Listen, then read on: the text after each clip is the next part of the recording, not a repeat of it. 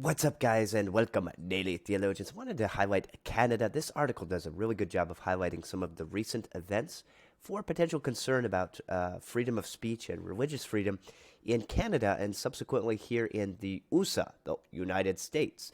Artur Pawlowski, I think he's still in jail. He's been jailed multiple times for holding worship services and speaking out against the Canadian regime. Josh Haley said that Canada needs to be added to the watch list of religious liberty violators.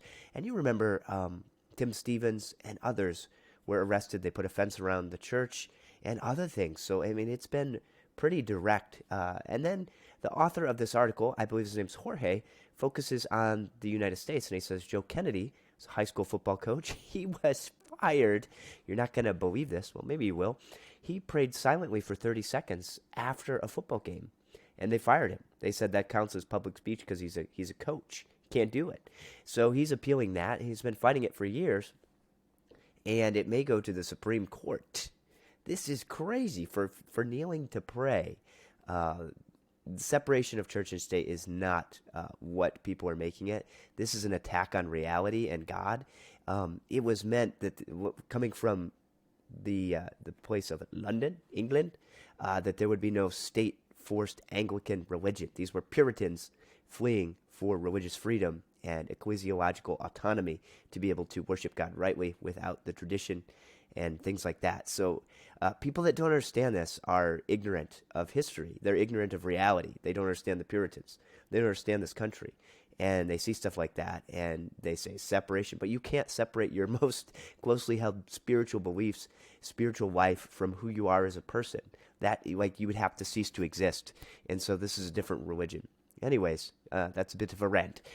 Consider Christian business owners Aaron and Melissa Klein, who were forced to shut down their family bakery, Sweet Cakes by Melissa, in Oregon. Why would anyone live there at this point? $135,000 fine.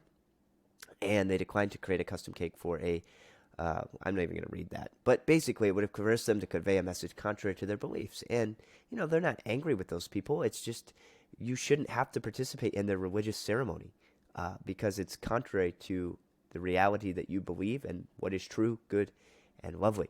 Anyways, they're pending an Oregon Supreme Court appeal, I guess. And it's forcing them to design and create products that violate their convictions.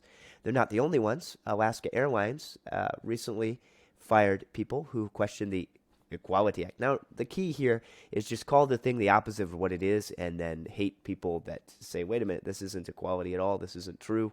And remember, the issue is one of truth. When people want to frame things in light of tolerance, that's not the actual issue. The issue is what is true, right, and good, who is God, how is someone made right with God. Robin Strader, a nurse practitioner with multiple degrees, was fired from CVS for not basically prescribing abortifacients, basically abortive pills. So she was fired for that.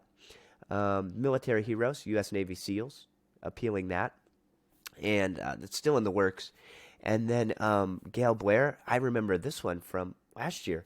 She was banned from a park for handing out Bibles or gospel tracts. They said the people were littering and throwing them on the floor, and she would pick them up or something. It was like an amazing story. She's so kind. And it was a public library, and she got banned from it for handing out gospel tracts. Now, ultimately, you have two ways to react to this stuff. You can just say, whatever, it doesn't matter, I don't care. And that's usually the path of least resistance by people that probably don't do evangelism, don't really care about neighbors, and just have a woe is me, who cares, I want my own life mentality. It's usually selfishness. It's usually not rooted in biblical love for neighbors. The other side is fury and outrage about what we should expect, which is opposition to the gospel. And I think the tension is holding these two in love.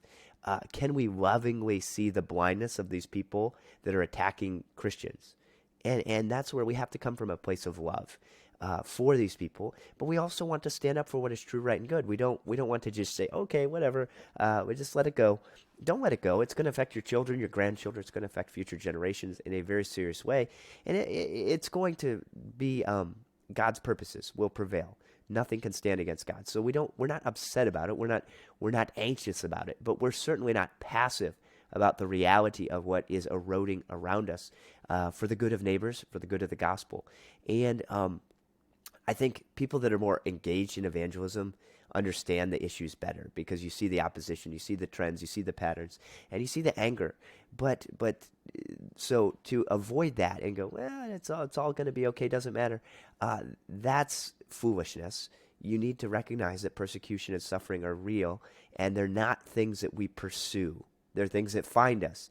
But if you're trying to pursue it, ignore it, and let it happen to you, you're foolish, because it's not something we should pursue. It's something we should expect. And there's a tension there. But in love, we want to pray for these people that are persecuting these Christians. And it is persecution in Canada. It is persecution here in the U.S. But it's not something we're angry about. It's not something we're up in arms about. But it's also not something that we ignore and pretend like it isn't happening. It's not something that you just live your best life now and ignore and avoid, so that you don't become a member of the people in the crosshairs. So a bit of a rant on this, and I think the tension is holding this position in love and not being afraid to speak out, because light exposes darkness. And the gospel is the answer in love, that these people need to be called to repent and believe in the death, burial, and resurrection of the God-man Jesus Christ. The government needs to be called to repent of its evil policies, of its evil persecution of truth and reality, of the created order, of its hatred of family. I mean, these are things that the government needs to be called to account. Their ministry is to protect life, and they are not protecting life. They are killing life, ending life through abortion, and putting children in bad situations. This is evil. It's not good. And the church has a prophetic ministry here to say, repent and believe the gospel. Repent and trust in the death, burial, and resurrection of Jesus, not out of anger. We're not angry. God's going to do what he will, and he'll save whom he will. But we also are not indifferent. We're not unimportant in this role, because God is making his appeal through us, be reconciled to Christ. We are a royal priesthood called out of darkness to proclaim his excellency. So there's a tension there that I think many people miss. Many churches just ignore it because they don't want to be controversial. Many Christians don't understand it, and they rather just have their stuff. And then the people in the crosshairs, they view as the problem, when in reality, that's what we should expect. We should expect to see this, so we shouldn't be surprised, but we also shouldn't just lay down and ignore it. So hopefully helpful. Let me know what you think. Leave a comment below if you're still watching this rant. And remember to hammer that like button.